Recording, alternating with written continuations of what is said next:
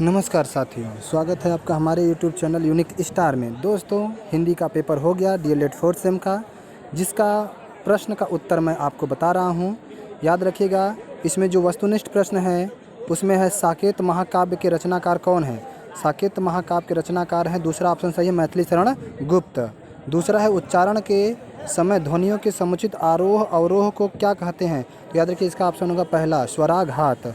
उसके बाद है अनुस्वार के बाद यदि प वर्ग का व्यंजन आता है तो अनुस्वार का उच्चारण होता है, तो इसका जो है दूसरा होगा म।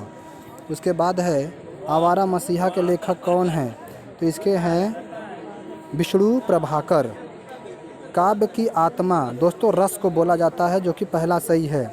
आगे बढ़ते हैं, अनिवार्य संस्कृत में उच्चारण दोष के दो प्रमुख कारण। तो दोस्तों याद रखिए, वाक्येंद्रियों में दोष या फिर शब्दों का उचित ज्ञान न होना, आरोह अवरोह और उतार चढ़ाव को न समझ पाना, विराम चिन्हों का ज्ञान ना होना, ये सारे हो जाएंगे। नीति का कोई श्लोक लिखिए, तो आप लोगों ने लिख दिया होगा सर्वे भवन्तु सुखिनः सर्वे सन्तु निरामया।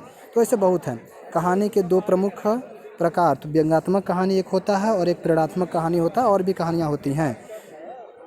6 वर्ण किन से बना है, तो क और षटकोण स से बना है दोस्तों। आगे बढ़ते हैं, नेक्स्ट प्रश्न है हिंदी गद्य के दो विधाओं का नाम लिखिए। तो आप लिख सकते हैं कहानी, संस्मरण, आत्मकथा, जीवनी, बहुत सी चीज़ें हैं। स्वर्ण शब्द का पर्यायवाची, तो इसमें सोना और कनक लिख दीजिएगा। तो उसके बाद आता है लघु उत्तरीय प्रश्न, जीवनी तथा आत्मकथा में 4 अंतर, दोस्तों आप लोगों ने बता दिया होगा। इस तरीके से जो ये बड़े बड़े प्रश्न हैं, यहाँ पे देखिए जो 18 क्वेश्चन है हिंदी वाक्यों का संस्कृत में अनुवाद। तो यहाँ पे पेड़ से पत्ते गिरते हैं तो वृक्षात पत्रम पतति हो जाएगा, और राम घर जाता है तो रामः गृहम गच्छति हो जाएगा। ठीक है दोस्तों, और आप क्या कर लेंगे, हल कर लेंगे। धन्यवाद। आप सभी लोग यूनिक स्टार को सब्सक्राइब करिए। Thank you.